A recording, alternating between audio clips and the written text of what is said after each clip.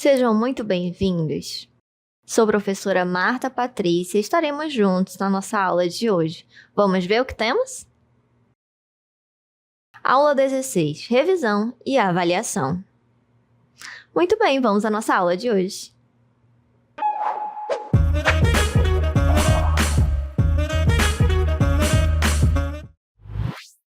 Então, nós vamos começar revisitando o que estudamos nesta unidade.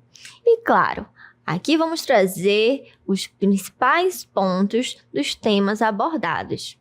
Por isso, fique atento e vamos começar. Quando falamos de olhar para os nossos assuntos, vamos perceber que trabalhamos com uma característica muito importante relacionada à música. Afinal, esse é um tema muito abrangente. Então, percebemos que ao entender a estrutura e como ela é formada, vamos começar entendendo sobre forma. Quando falamos da forma, vamos perceber que ela é como se fosse esse jogo de Lego. Você precisa perceber aquele que vai encaixar e combinar. Afinal, se você colocar de qualquer jeito, não vai fazer sentido. Por isso, vamos entender que a forma ela é uma área fundamental da teoria musical e ela traz exatamente essa questão da estrutura e organização das peças musicais. Ela é essencial para os músicos e estudantes porque traz para a gente essa compreensão da forma e para interpretar e executar as obras. Assim elas vão ficando mais significativas. E quando falamos de formas, vamos perceber que temos duas principais. Temos tanto a forma binária quanto a forma ternária, mas nós vamos começar pela binária, que traz para a gente uma estrutura que ela é dividida em A e B. Preste atenção que quando falamos de divisão na música, principalmente dentro da forma, nós vamos falar de seção. Por quê? Nós vamos estar trabalhando com uma perspectiva de que elas são divididas por partes. Assim, nós vamos ver que a seção A, ela se difere da seção B e é basicamente essa estrutura. E aqui nós vamos ver músicas que são nessa estrutura no período barroco e clássico. Quando falamos da forma ternária, já vamos ter uma outra combinação.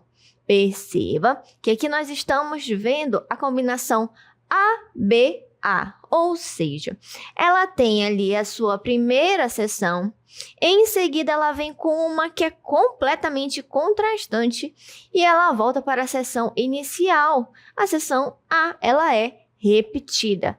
Essa é a forma ternária e a gente encontra ela muito frequentemente nas músicas populares e danças tradicionais.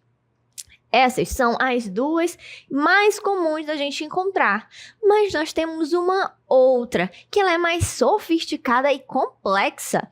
Sim, essa é a forma sonata. Quando falamos dela, nós vamos perceber que ela é dividida em 3 seções principais, como se estivesse trabalhando ali com uma história sendo contada. E aqui nós vamos ver ela muito presente em sinfonias, concertos.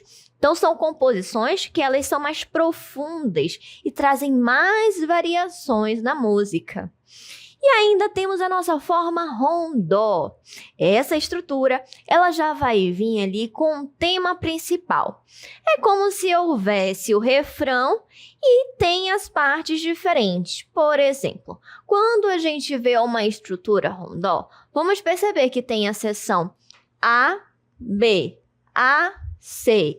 Ou seja, ela vai estar vindo na variação. Então, perceba que eu tenho o tema principal e eu tenho seções que vão ser completamente diferentes. Então, ela vai vir intercalado. Então, essa estrutura, a estrutura rondó, ela vai ser o A com B, volta para a seção A, e eu tenho C, volta para a seção A, e eu tenho D. Então, eu vou perceber que esse A é como se ele fosse o meu refrão. Ele é o que a gente chama de tema principal. Afinal, ele vai ser aquela parte que vai trazer a questão da natureza da mensagem. Então, ela vai ser utilizada mais vezes. E vamos perceber que essa parte é como se fosse sempre uma resposta à outra. E assim elas vão se complementando, como se fosse uma conversa. Mas fica sempre no repeat, onde eu tenho sempre o A retornando. Afinal, ele é a base da música, ou como a gente chama, o tema. Então, sem um tema, ficaria sem sentido. E por isso que mesmo que tenha essas outras partes da música, eu preciso retomar para que eu não perca a linha de raciocínio. Então, vamos, depois de entender essas formas dentro da música, conseguir distinguir a questão do estilo. Perceba, e quando nós falamos da estrutura, nós apresentamos a forma, mas ela é para criar, compor, trazer algo bem sistemático. E como isso vai realmente trazer a manifestação do sentimento, da identidade, da performance? Vai vir através do estilo. Perceba que aqui a gente já tem um exemplo do nosso saxofonista aí tocando. Inclusive, a gente vai ver que hoje é o dia do sax, porque a gente tem esse olhar. Quando falamos do estilo, vamos perceber que ele vai trazer como se fosse a personalidade e identidade do musicista. É a forma dele utilizar o seu instrumento, trazer ali o seu toque especial para a música. Então, cada um tem a sua maneira de andar. A mesma coisa com o estilo. Cada um tem a sua maneira de executar aquela peça, de utilizar e tocar aquele instrumento. Por exemplo, quando a gente fala do rock, é um exemplo clássico.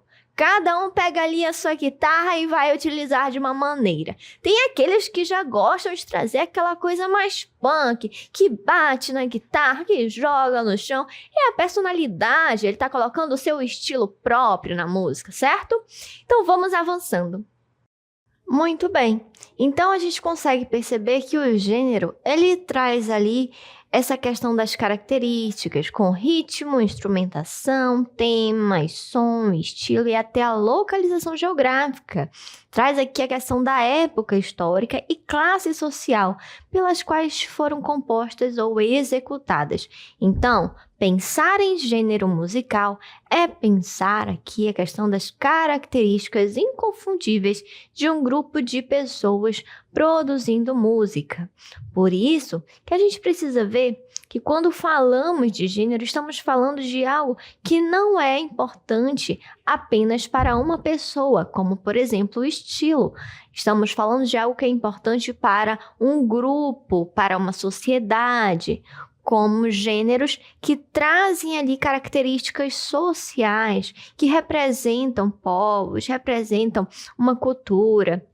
Então, o gênero, ele é algo muito mais amplo e complexo. Vamos avançando. E claro que tudo isso que nós estamos falando, a gente hoje tem a possibilidade de ter acesso mais facilitado pelas plataformas digitais de música. Antes, nós ainda tínhamos que ir lá atrás do CD, ir atrás da fita. E hoje você dá um play na palma da mão e você já tem acesso à sua música preferida.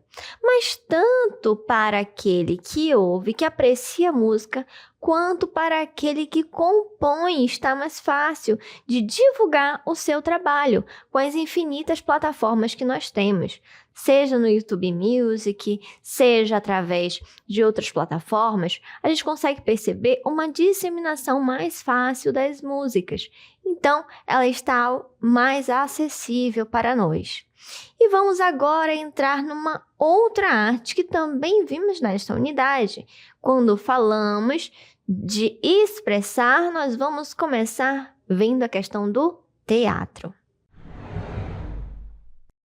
Mas o teatro ele começou com uma forma de trazer ali a questão dos rituais e das celebrações para o deus Dionísio, o deus do vinho.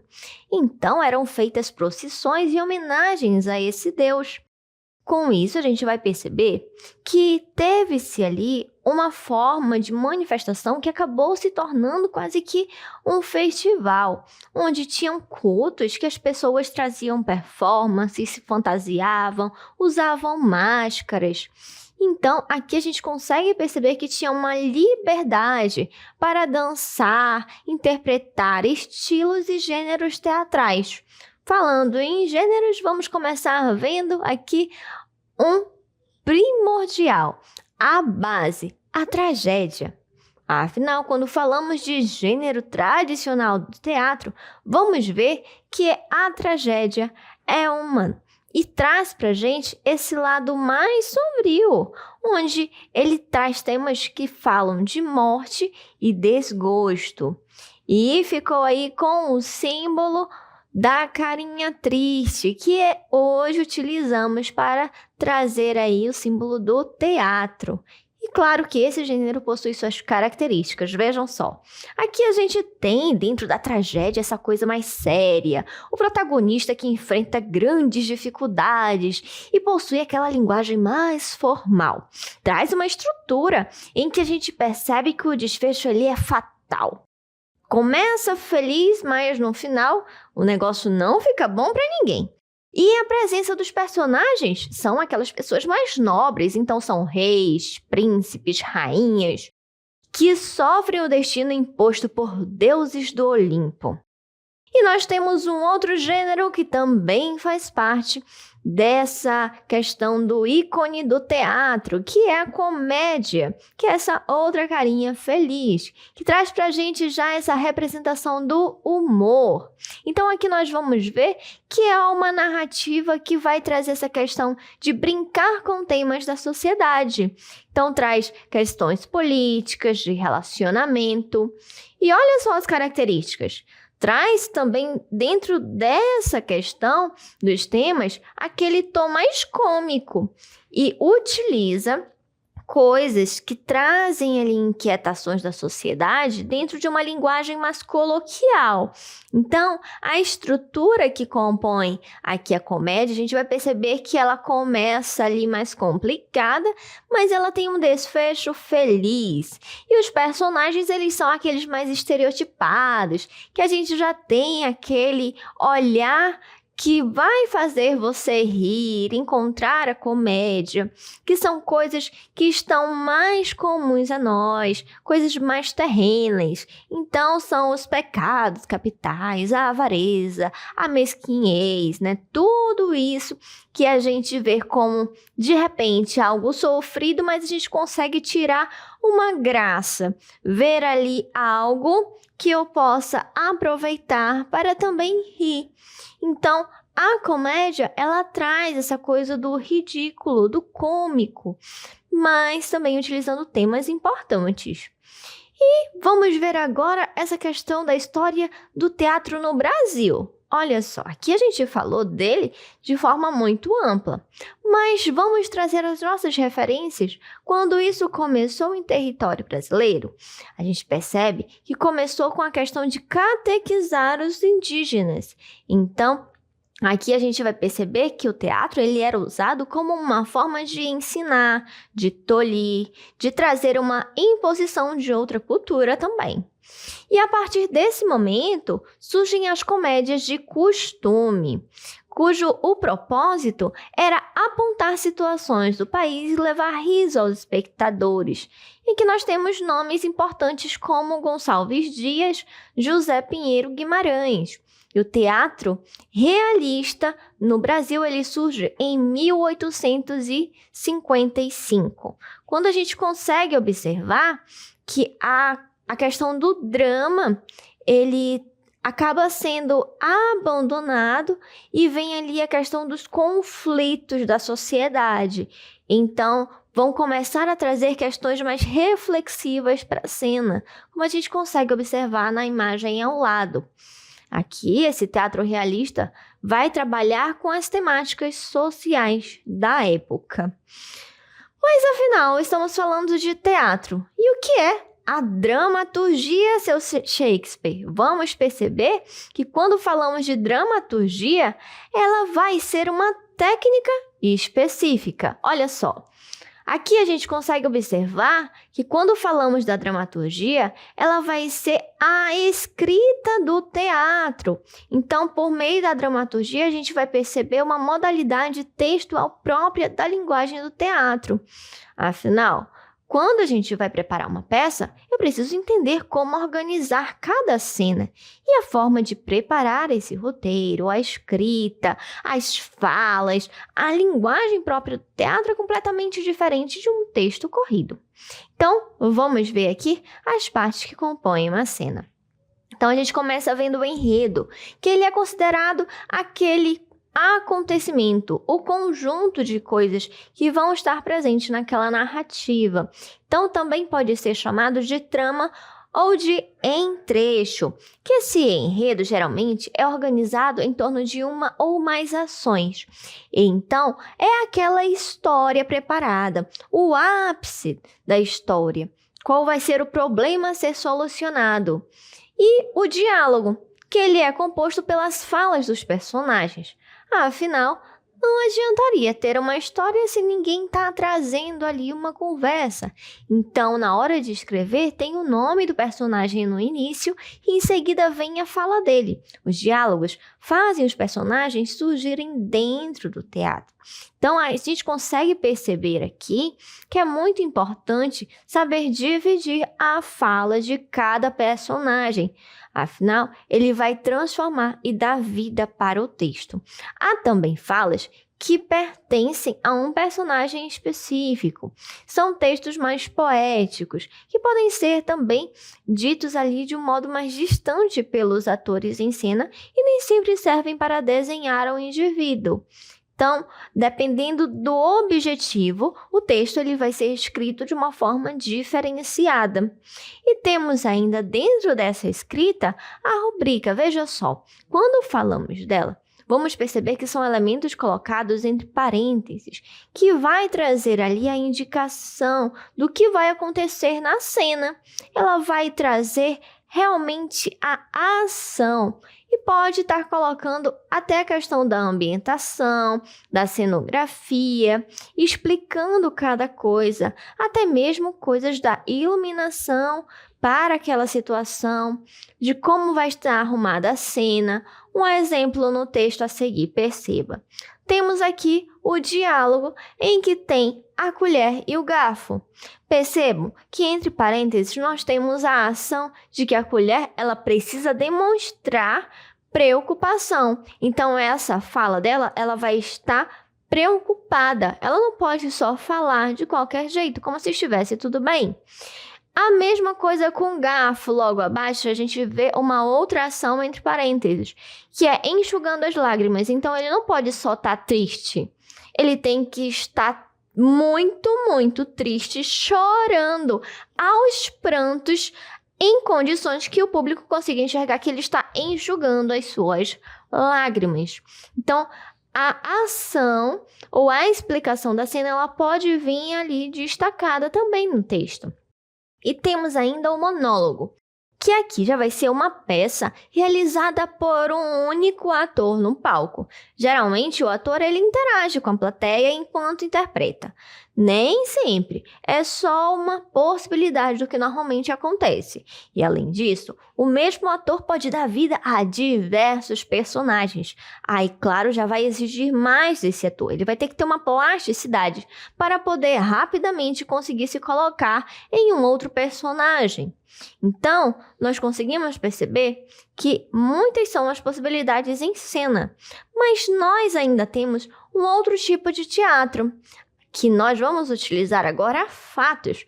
Este é o teatro documentário, onde nós vamos ter aqui materiais que podem ser catalogados para a criação dessa peça, como músicas, textos, entrevistas. E esse tipo de teatro, ele vai ser uma peça bem mais embasada, não só trazendo interpretações ou criações subjetivas. Vai procurar mostrar alguma coisa que realmente possa ter acontecido. E a interpretação, ela também varia entre um registro épico e dramático. E falando em épico, vamos ver o nosso teatro épico, que aqui eu trago para vocês Bertolt Brecht, que vem ali após a Revolução Russa, trazendo essa proposta de teatro. E nesse tipo de teatro, importa o personagem e sua relação com a sociedade, e não um indivíduo em oposição ao outro. Ou seja, aqui não vai ser uma briga como a gente viu no nosso discurso anteriormente, a colher com o garfo. Não, aqui vai ser um indivíduo que vai estar sempre trazendo reflexões e coisas que vão afetar a sociedade, pensando mais no coletivo. Então, aqui nós temos um teatro bem mais reflexivo e pensando nessas questões sociais. E a dramaturgia e movimento social. Percebemos que as lutas sociais, elas são tema para o desenvolvimento da narrativa de diversas dramaturgias. Por meio da mobilização da sociedade, é possível modificar a relação entre produção e meio ambiente, construindo um futuro menos destrutivo para o planeta e para a humanidade. Então, nesses momentos revolucionários, os artistas eles procuram reinventar a própria arte. Claro, eles não ficam parados.